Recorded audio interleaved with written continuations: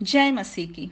परमेश्वर के वचन और परमेश्वर की सहायता से मैं शांति रावटे आज आपके साथ दानियल के 70 सप्ताह के और उसमें छिपे हुए अनुग्रह के समय के संदेश पर मनन करना चाहती हूँ। दानियल 9 वचन 24 से 27 में बताए गए दानियल के 70 सप्ताह को एक महत्वपूर्ण भविष्यवाणी माना जाता है। कहा जाता है कि यदि हम इसे समझ लें तो इसके समय के ढांचे में फिर बाइबल की सारी भविष्यवाणियों को सरलता से समझ सकेंगे। विशेषतः अंत के दिनों के समय को समझ पाएंगे। दानियल के 70 सप्ताह यह एक संक्षिप्त सारांश है उन मुख्य बातों का जो दानियल के उस समय से लेकर जगत के अंत तक होना परमेश्वर ने ठहराया है। तथापि वचन 24 के पहले ही वाक्य में दानियल से कहा गया था, तेरे लोगों और तेरे पवित्र नगर के लिए 70 सप्ताह ठहराए गए हैं। इस प्रकार समय के इस ढांचे में इन पदों में दानियल को वे ही बातें बताई जा रही थी जो उसके लोग इस्राएल और उसके पवित्र नगर यरूशलेम से संबंध रखती थी। तो क्या है दानियल के 70 सप्ताह? पहली बात, ये सप्ताह 7-7 दिनों के नहीं परंतु 7-7 वर्षों के हैं। 7-7 वर्ष के 70 सप्ताह बीतने की बात कही गई है। दूसरी बात, वचन 25 और 27 के अनुसार इन 70 सप्ताहों को 3 हिस्सों में बांटा गया है। पहला हिस्सा 7 सप्ताह का, दूसरा हिस्सा 62 सप्ताह का और अंतिम हिस्सा 1 सप्ताह का। तो ये 70 सप्ताह होंगे 7 सप्ताह प्लस 62 सप्ताह प्लस 1 सप्ताह। और जैसे हमने पहले देखा कि यहां सप्ताह का अर्थ 7 वर्ष है, तो इन 3 हिस्सों को वर्षों में बदलने के लिए हर एक हिस्से को 7 से गुणा करना होगा। तो इन 3 हिस्सों के वर्ष हो जाएंगे 49 वर्ष अर्थात 49 वर्ष प्लस 434 वर्ष प्लस 7 वर्ष, कुल मिलाकर 490 वर्ष। तीसरी बात, दानियल को बताया गया था कि इन 70 सप्ताहों का समय कब से आरंभ होगा। वचन 25 में उसे बताया गया था कि यह जान और समझ ले कि यरूशलेम के फिर बसाने की आज्ञा के निकलने से लेकर, इसका मतलब यरूशलेम के फिर बसाने की आज्ञा के निकलने से लेकर ये सप्ताह शुरू होंगे। इस बात के लिए हमारे पास नहमाया अध्याय 2 वचन 1 से 8 में जानकारी है कि यह यरूशलेम को बसाने की आज्ञा फारस के सम्राट अर्थक्षत्र राजा के समय में नहमाया को मिली थी। यहीं से दानियल के 70 सप्ताह आरंभ होते हैं।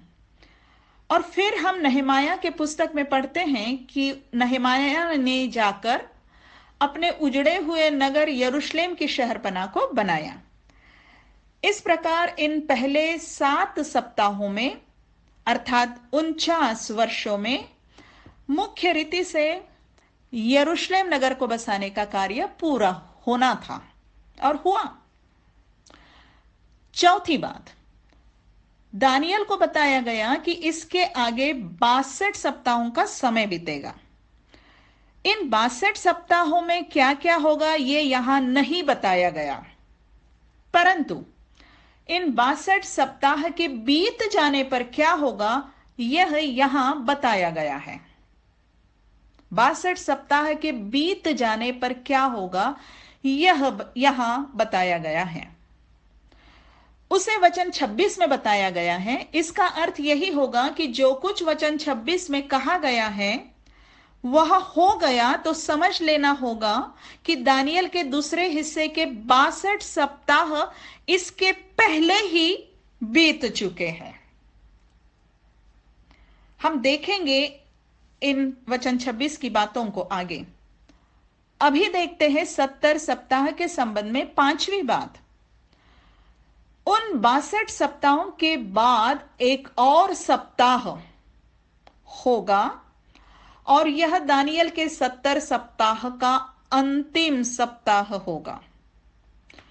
उसमें क्या होगा, यह वचन 27 में बताया गया है। और 27 वचन में ही बताया गया है कि यह अंतिम सप्ताह आधे आधे सप्ताह में बटा हुआ होगा। और फिर इसके बाद क्या होगा? जाहिर है कि अंत होगा, इस्राएल के साथ की घटनाओं का अंत होगा। और बाइबल के अन्य वचनों से हम समझते हैं कि यह अंत इस संपूर्ण वर्तमान जगत के राज्यों का भी अंत होगा। तो यह है दानियल के 70 सप्ताह के समय का ढांचा। अब हम देखते हैं कि दानियल के इन 70 सप्ताह में 3 मुख्य व्यक्तियों का उल्लेख है।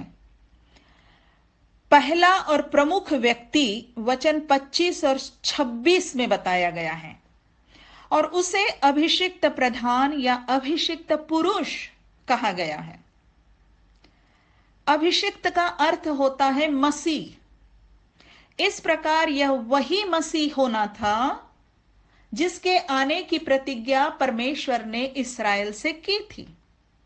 जी हां, यह अभिषिक्त प्रधान या अभिषिक्त पुरुष मसीह यीशु है। इस प्रकार मसीह के बारे में वचन 26 में बताया गया है कि उन 62 सप्ताहों के बीतने पर अभिषिक्त पुरुष काटा जाएगा। यह मसीह यीशु के क्रूस पर मारे जाने के बारे में बताया जा रहा था, जो कि पूरा हुआ।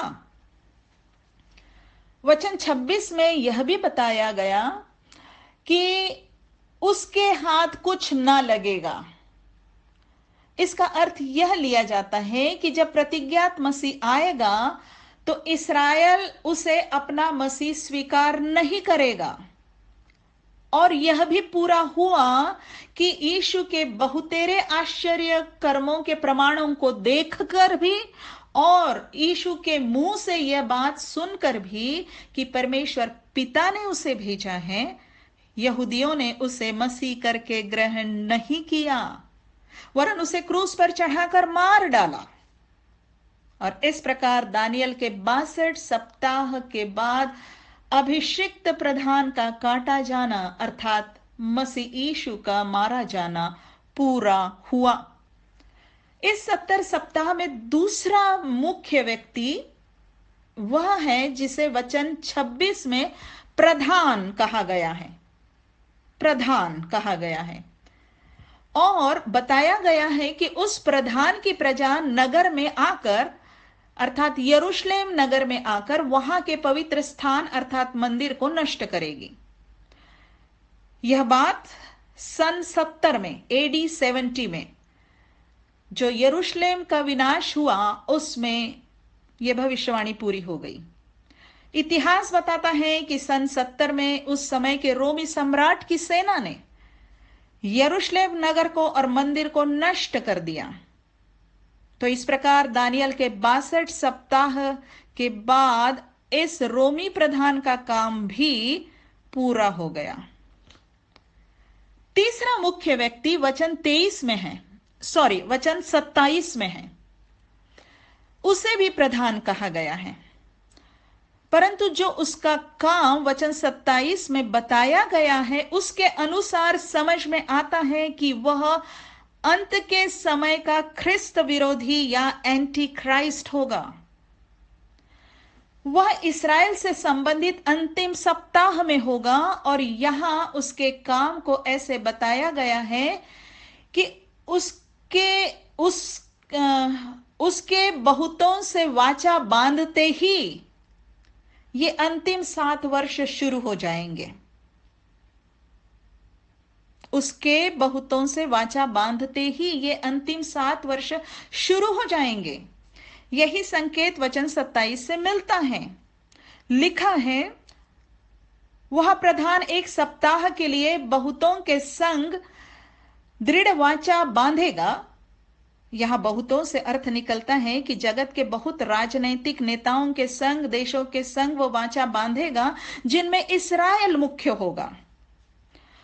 परंतु आधे ही सप्ताह के बीतने पर वह मेल बलि और अन्न बलि को बंद करेगा और कंगूरे पर उजाड़ने वाली घृणित वस्तुएं दिखाई देगी। ये बातें मुख्यतः इस्राएल पर अधिक असर करेगी, क्योंकि ये इस्राएल की आराधना और पवित्र स्थान से संबंधित बातें होगी। मसीह यीशु ने मत्ती 24:15 में अंत के दिनों के चिन्हों में इसी का उल्लेख करते हुए कहा है कि तुम उस उजड़ने वाली घृणित वस्तु को, जिसकी चर्चा दानियल भविष्यद्वक्ता के द्वारा हुई थी, पवित्र स्थान में खड़ी हुई देखोगे। इसी प्रधान को दूसरा थिस्सलुनीकियों अध्याय 2 वचन 3 और 4 में पाप का पुरुष या विनाश का पुत्र कहा गया है। प्रकाशित वाक्य 13 में इसे ही पशु कहा गया है। वह प्रकाशित वाक्य 13 में का पहला पशु है। प्रकाशित वाक्य वचन अध्याय 13 के 1 वचन में हम इसे पढ़ते हैं। यहां से वह आरंभ होता है इसका वर्णन। और प्रकाशित वाक्य 13 के 14 में इस पशु की ही मूर्ति बनाए जाने की बात कही गई है, जिसकी पूजा करने का आदेश पृथ्वी के रहने वालों को दिया जाएगा। और इस प्रकार जीवित परमेश्वर के पवित्र स्थान को किसी मूर्ति की पूजा के स्थान में बदलना निश्चय ही घृणित काम होगा। तो दानियल के अंतिम सप्ताह का यह वर्णन है कि इसमें क्या होगा। वो प्रधान, वो ख्रिस्त विरोधी, वह एंटी क्राइस्ट, और वह जिसे थिस्सलुनीकियों में पाप का पुरुष या विनाश का पुत्र कहा गया है, पशु, प्रकाशित वाक्य 13 का, ये क्या करेगा? मुख्यतः क्या करेगा? इस्राएल के संबंध में मुख्यतः क्या करेगा? परंतु दानियल 9:27 में यह भी बताया गया है कि अंत में उस ख्रिस्त विरोधी प्रधान को परमेश्वर दंड देगा। लिखा है, निश्चय ही ठनी हुई बात के समाप्त होने तक परमेश्वर का क्रोध उजाड़ने वाले पर पड़ा रहेगा। परमेश्वर का क्रोध उजाड़ने वाले पर पड़ा रहेगा। वह परमेश्वर की भक्ति और आराधना और पवित्र स्थान को उजाड़ने का काम करेगा और परमेश्वर का क्रोध उस पर पड़ा रहेगा। परमेश्वर ने उसका न्याय पहले से ही ठहरा दिया है। तो दानियल 9:27 के अनुसार यह अंतिम सप्ताह के आखिरी 3.5 वर्ष परमेश्वर के क्रोध का समय भी होगा। लेकिन यह भी बात है कि जैसे कि मत्ती 24:21 में यीशु ने कहा है, यह समय पृथ्वी पर के सब लोगों पर भी भारी क्लेश का समय होगा। यह पृथ्वी पर महाक्लेश का समय होगा, ग्रेट ट्रिब्यूलेशन। दानियल के 70 सप्ताह में से 7 और 62 सप्ताह बीत चुके हैं। 7 सप्ताह प्लस 62 सप्ताह बीत चुके हैं। यह अंतिम सप्ताह अर्थात अंतिम 7 वर्ष होना बाकी है। आखिरी का अंतिम सप्ताह, अंतिम 7 वर्ष होना बाकी है। लेकिन दानियल 9:24 से 27 को ध्यान से पढ़ने से समझ में आता है कि 62 सप्ताह बीत जाने के बाद एक गैप समय है। अंतिम सप्ताह तुरंत शुरू नहीं होता है। दानियल को भी यह गैप का समय समझ में आया होगा, क्योंकि वचन 26 की घटनाएं इसी गैप में होना था। 62 सप्ताह बीत जाने पर होना था। परंतु दानियल को इन वचनों में यह नहीं बताया गया था कि यह गैप कितने समय का होगा, उसमें और क्या क्या होगा, यह किस लिए यह गैप का समय होगा। गैप मतलब अंतराल। 62 सप्ताह के बाद अंतिम 7 वर्ष होने, मतलब अंतिम सप्ताह होने के बीच का अंतराल, गैप, उसे हम गैप समय कह रहे हैं। यहां बाइबल के अनुसार कहा जाता है कि हम अभी इसी गैप के समय में जी रहे हैं। हम आज इसी गैप के समय में जी रहे हैं। बाइबल के अध्ययनकर्ता बताते हैं कि यह 62 सप्ताह का समय 62 सप्ताह का समय सन 30 के आसपास, एडी 30 के आसपास पूरा हो गया और उसी के बाद मसीह यीशु का क्रूस पर का बलिदान हुआ। अभी दानियल के उन 62 सप्ताह के बाद का लंबा अंतराल चल ही रहा है, जैसे कि दानियल के 70 सप्ताह की घड़ी का कांटा अभी रुका हुआ है। क्या है यह 62 सप्ताह के बाद का गैप समय, अंतराल? बाइबल से पता चलता है कि यह अनुग्रह का समय है। इसे समझने के लिए हमें दानियल 9:24 को समझना होगा।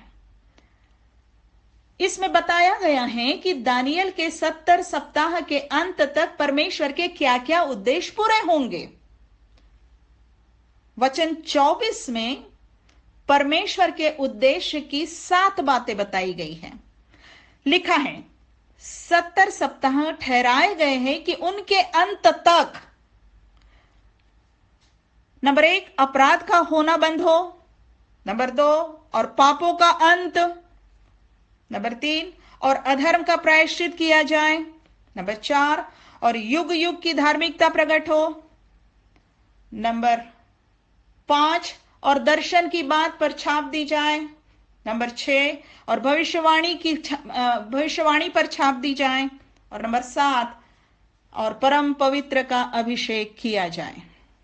7 बातें 24 वचन में, आप आराम से इसको निकाल सकते हैं। निश्चय ही परमेश्वर के ये उद्देश्य परमेश्वर अपने अभिषिक्त प्रधान के द्वारा पूरे करने वाला था। ये सब मसीह यीशु के द्वारा पूरा होना था, पूरा हुआ, और जो बचा है वह भी पूरा होगा।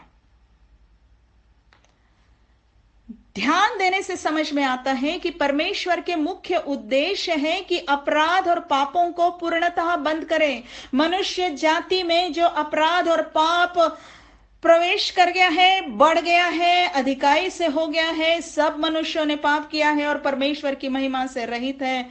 परमेश्वर इस अवस्था को बंद करना चाहता है, समाप्त करना चाहता है और अपनी युग युग की धार्मिकता प्रकट करें। यह परमेश्वर का मुख्य उद्देश्य है और यह करने के लिए मनुष्यों के अधर्म का प्रायश्चित किया जाना आवश्यक था और यह अभिषिक्त अर्थात मसीह यीशु के बलिदान में पूरा हुआ है।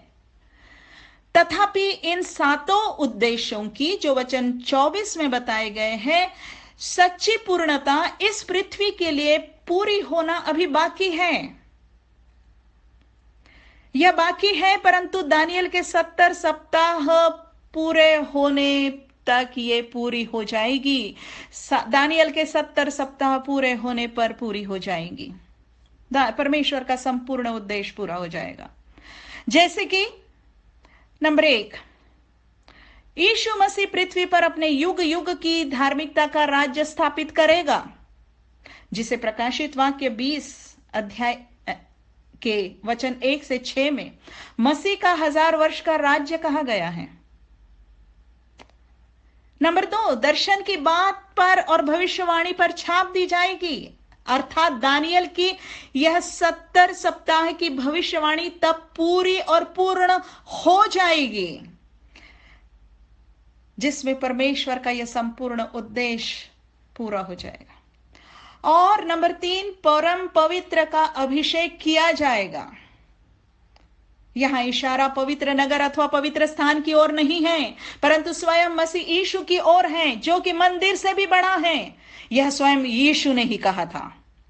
यीशु ने यूहन्ना 2:19-22 में पहले से ही यरूशलेम के मंदिर के लिए यह कह दिया था कि इस मंदिर को ढा दो और मैं इसे 3 दिन में खड़ा कर दूंगा।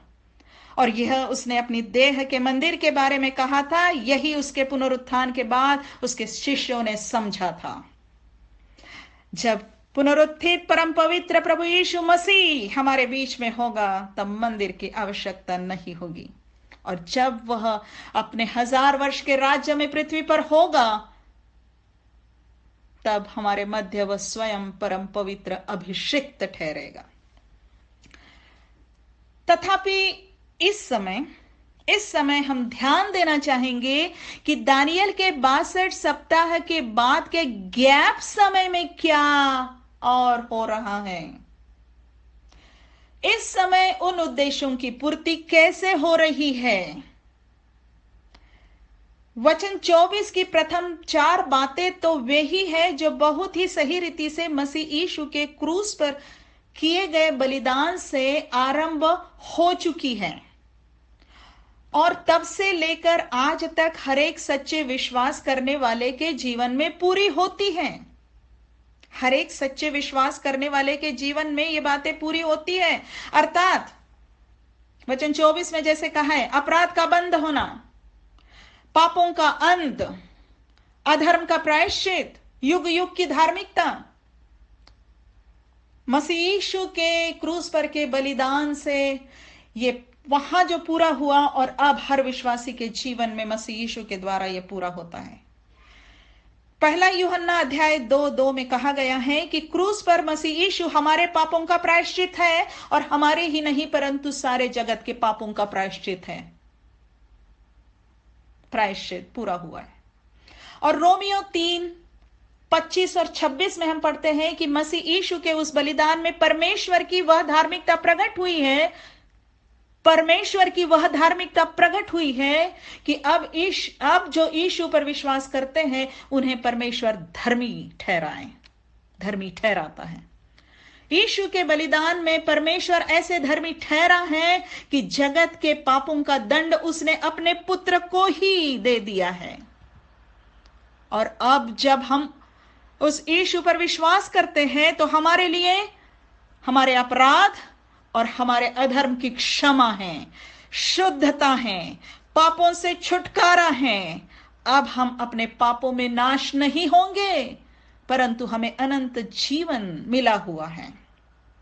और जब यही बात यीशु मसीह यूहन्ना 3:16 में कह रहा था, बता रहा था कि परमेश्वर ने जगत से ऐसा प्रेम किया कि उसने अपना इकलौता पुत्र दे दिया ताकि जो कोई उस पर विश्वास करे वह नाश ना हो परंतु अनंत जीवन पाए, तो वह बता रहा था कि परमेश्वर का यह अनुग्रह अब मात्र इस्राएल के लिए नहीं है, मात्र इस्राएल के लिए ही नहीं है परंतु जगत के सब जातियों के लिए है जो कोई विश्वास करे। यूहन्ना कहता है पहले अध्याय में यूहन्ना सुसमाचार के, यीशु के आने के साथ ही परमेश्वर का यह अनुग्रह जगत में आ गया। यीशु में हम सब ने अनुग्रह पर अनुग्रह पाया है। हम सब ने अर्थात जगत के सब ने, अन्य जातियों ने भी। और इफिसियों अध्याय 1 वचन 10 से 13 में बताया गया है कि परमेश्वर ने ही समयों को पूरे करने का ऐसा प्रबंध ठहराया था कि सब कुछ वह मसीह में एकत्र करे। इस सब कुछ में परमेश्वर ने हम अन्य जातियों को भी अपने पास एकत्र कर लिया है, आज भी कर रहा है। जो सत्य का वचन सुनकर, उद्धार का सुसमाचार सुनकर यीशु पर विश्वास करते हैं, परमेश्वर उन्हें अपने पास एकत्र कर लेता है। प्रियो, दानियल के 62 सप्ताह के बाद जब वह अभिषिक्त पुरुष अर्थात मसीह काटा गया, तब से हम अन्य जातियों के लिए परमेश्वर का अनुग्रह का समय आरंभ हो गया है और चल रहा है। दानियल के 70 सप्ताह के ढांचे में दानियल 9:24 से 27 में इस अन्य जाति के अनुग्रह की बात नहीं कही गई थी और इसीलिए पौलुस इसे भेद कहता है, परमेश्वर का भेद कहता है। पौलुस इफिसियों 1:9 में इस अन्य जातियों को एकत्रित करने की बात को कहता है कि यह परमेश्वर की अपनी इच्छा का भेद है और इसे परमेश्वर ने अपने आप में ठान लिया था। दानियल को पूरी स्पष्टता से नहीं बताया परंतु ठान लिया था और अभी पूरा कर रहा है। यह सब जो परमेश्वर मसीह यीशु के द्वारा हम अन्य जातियों के लिए करने वाला था, इसमें से बहुत कुछ उसके आने के पहले तक, मसीह के आने के पहले तक बहुत कुछ प्रकट नहीं किया गया था। कुछ कुछ था, बहुत कुछ नहीं था।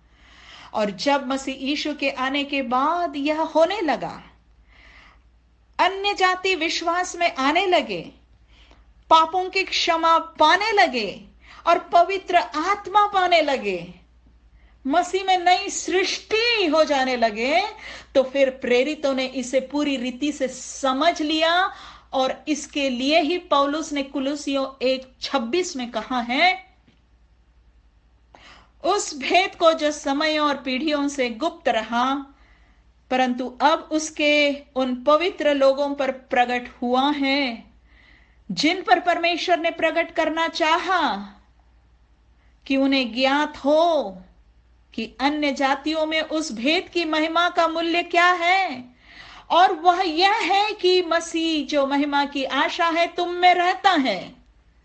आज वर्तमान समय में मसीह जो महिमा की आशा है वह अन्य जातियों के मध्य उनका उद्धार करने के लिए उपलब्ध है, और जो कोई मसीह को विश्वास से ग्रहण करता है उनमें, उनके हृदय में मसीह जो महिमा की आशा है वो वास करता है।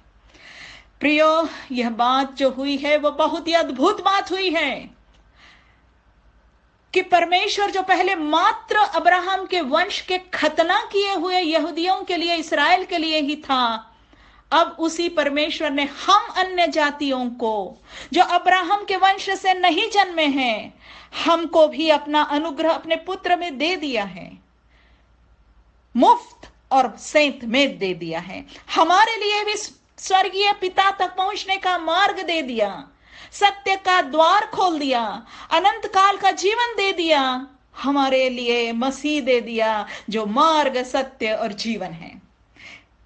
इसीलिए पौलुस इफिसियों 3:8 और 9 में कहता है कि अन्य जातियों को मसीह के अगम्य धन का सुसमाचार सुनाया जाना परमेश्वर के उस भेद का प्रबंध है जो सबके सृजनहार परमेश्वर में आदि से ही गुप्त रखा गया था, ठाना हुआ था, परंतु पूरी रीति से भविष्यवक्ताओं को बताया नहीं गया था।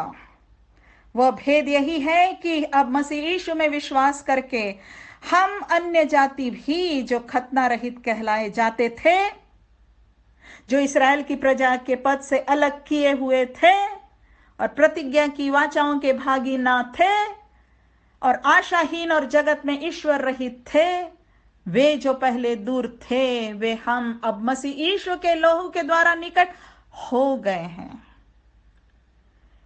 ये दानियल के 70 सप्ताह के 62 सप्ताह के बाद में जो गैप है उसमें हो रहा है।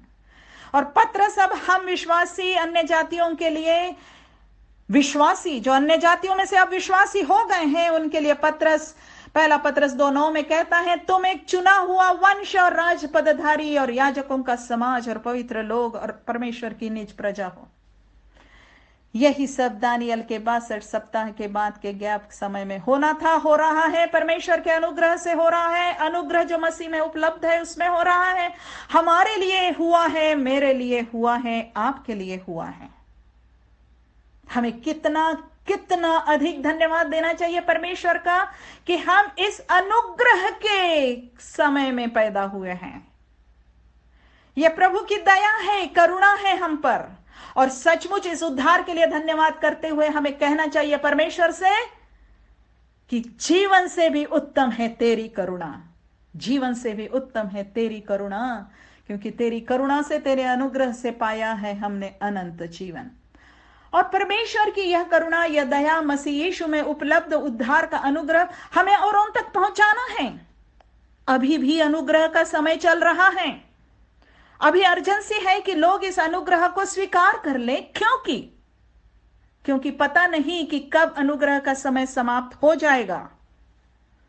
रोमियो 11:25 में पौलुस ने लिखा है, मैं नहीं चाहता कि तुम इस भेद से अनजान रहो कि जब तक अन्य जातियां पूरी रीति से प्रवेश ना कर ले, तब तक इस्राएल का एक भाग ऐसा ही कठोर रहेगा। इस वचन के अनुसार अन्य जातियों के लिए जो अनुग्रह का समय है वह एक दिन समाप्त हो जाएगा। प्रियो, दानियल का अंतिम सप्ताह तो होना ही है। ठीक वैसे ही जैसे उसके पहले के 2 हिस्से बराबर 49 वर्ष और 434 वर्ष पूरे हुए हैं। इसका अर्थ यही है कि 62 सप्ताह के बाद का यह अनुग्रह का समय समाप्त होते ही अंतिम सप्ताह के 7 वर्ष शुरू हो जाएंगे। बाइबल के वचन के अनुसार कलीसिया उठा ली जाएगी, क्योंकि दानियल के अंतिम सप्ताह के 7 वर्ष इस्राएल का समय है, ख्रिस्त विरोधी का समय है, क्लेश और महाक्लेश का समय है, परमेश्वर के क्रोध का समय है। और पहला थिस्सलुनीकियों 5:9 में कलीसिया के विश्वासियों को कहा गया है, परमेश्वर ने हमें क्रोध के लिए नहीं परंतु इसलिए ठहराया है कि हम अपने प्रभु यीशु मसीह के द्वारा उद्धार प्राप्त करें। इससे हम समझते हैं कि कलीसिया को परमेश्वर उन क्रोध के दिनों में यहां पृथ्वी पर नहीं छोड़ेगा जो दानियल के अंतिम सप्ताह में होंगे, क्योंकि पहला थिस्सलुनीकियों 4:16 से 18 में हमें आज्ञा दी गई है कि प्रभु आप ही स्वर्ग से उतरेगा। उस समय ललकार और प्रधान दूत का शब्द सुनाई देगा और परमेश्वर की तुरही फूंकी जाएगी, और जो मसीह में मरे हैं वे पहले जी उठेंगे। तब हम जो जीवित और बचे रहेंगे उसके साथ बादलों पर उठा लिए जाएंगे कि हवा में प्रभु से मिले, और इस रीति से हम सदा प्रभु के साथ रहेंगे। इसलिए इन बातों से एक दूसरे को शांति दिया करो। इन वचनों में कही गई ललकार और परमेश्वर की तुरही का फूंका जाना यह दर्शाने के लिए होगा कि अनुग्रह का समय समाप्त हो गया है, और जिन्होंने इस अनुग्रह को विश्वास से अपना लिया है उन्हें प्रभु के पास एकत्रित करने का समय आ गया है। कलीसिया के लिए ये बातें शांति की बातें हैं, यह जीवित आशा है। इसी जीवित आशा में हमें हर परिस्थिति में मसीह के पास उठा लिए जाने के लिए तैयार रहना है। थिस्सलुनीकियों की कलीसिया को पौलुस ने बताया था कि कैसे तैयार रहना है। हमें भी वैसे ही तैयार रहना है जैसे पहला थिस्सलुनीकियों 5:4 से 8 में निर्देश दिए गए हैं। इन वचनों के अनुसार हमें याद रखना है कि हम अंधकार में नहीं हैं, हम न रात के हैं न अंधकार के हैं। हमारे जीवन में अंधकार अर्थात पाप और बुराई की बातें ना हो, अंधकार के काम तो क्या अंधकार के विचार भी ना हो। हम ज्योति की संतान हैं, हम दिन की संतान हैं। हमारे प्रतिदिन प्रतिपल के चाल चलन में, व्यवहार में, विचार में ज्योति की बातें हो। मसीह यीशु जो ज्योति है हम उसमें जीते रहें, उसकी संगति में और उसकी आज्ञाओं में जीते रहें। हम परमेश्वर के वचन के प्रकाश में चलते रहें। हम औरों के समान सोते ना रहें, संसार की चिंता में खो ना जाएं, आत्मिक बातों में धीमे या आलसी ना हो जाएं। हम जागते और सावधान रहें, सावधान रहे कि कहीं कोई पाप या गलत शिक्षा हम में जड़ ना पकड़ ले कि हम अनुग्रह से दूर ना हो जाएं। हम मसीह के पास उठा लिए जाएंगे या हम सदा याद रखें, प्रति रात सोते समय हम कहें, हे पिता मैं अपनी आत्मा तेरे हाथों में सौंप देता हूं, सौंप देती हूं। हे पिता, मसीह के पास उठा लिए जाने के लिए मुझे सुरक्षित रख, तैयार रख। हम सदा विश्वास और प्रेम की झिलम पहनकर सावधान रहें। विश्वास कि हमारा उद्धार केवल यीशु मसीह में है, यह विश्वास, और प्रेम करे परमेश्वर से।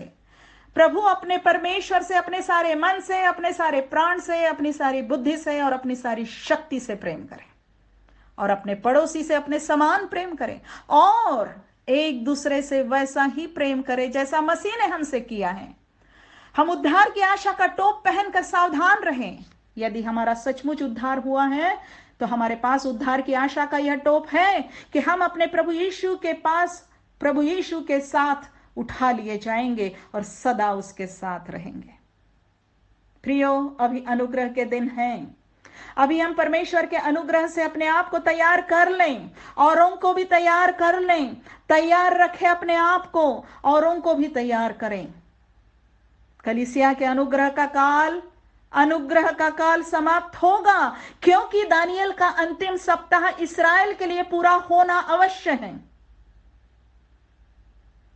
दानियल के 70 सप्ताह की एक एक बात पर बहुत बहुत अध्ययन हो सकता है। दानियल से 12 अध्याय 4 में यही कहा गया था, तू इस पुस्तक पर मुहर करके इन वचनों को अंत तक के लिए बंद रख और बहुत लोग पूछ पाछ और ढूंढ ढांड करेंगे और इससे ज्ञान बढ़ भी जाएगा। अध्ययन करना, ज्ञान का बढ़ना, वचन का अध्ययन करना, वचन का ज्ञान बढ़ाना अच्छा है, परंतु मुख्य आवश्यक बात यह है कि हर एक जन समय रहते हुए उद्धार के अनुग्रह को स्वीकार कर ले, अनुग्रह से मिलने वाले उद्धार को स्वीकार कर ले और फिर वैसे ही अपने आगे के दिन बिताएं जैसे कि दानियल को परमेश्वर की ओर से कहा गया। दानियल को परमेश्वर की ओर से कहा गया, दानियल 12:13 में, तू जा और अंत तक ठहरा रहे, फिर तू विश्राम करेगा और उन दिनों के अंत में अपना निज भाग पाने के लिए उठ खड़ा होगा। इस वचन का अर्थ यह है कि दानियल को कहा जा रहा था कि तू जा और अंत तक अपना जीवन इसी प्रकार परमेश्वर के लिए जीता रहे, फिर तू विश्राम करेगा, अर्थात तू मरेगा और अंत में तू पुनः जीवित होगा। तू जीवित होकर परमेश्वर से अपना निज प्रतिफल पाएगा। आज परमेश्वर का वचन हमें यही संदेश देने के लिए है कि हम इस अनुग्रह के समय में अनुग्रह से उद्धार पाले, हम अनुग्रह का जीवन जीते रहें, हम अनुग्रह में बने रहकर मरे और एक दिन जब मसीह कलीसिया को उठा लेने के लिए आएगा तब परमेश्वर के अनुग्रह से हम जीवित होंगे और तब परमेश्वर हमें हमारा प्रतिफल देगा। प्रियो, दानियल के 62 सप्ताह के बाद के इस अनुग्रह के समय के लिए परमेश्वर का धन्यवाद हो। आमीन।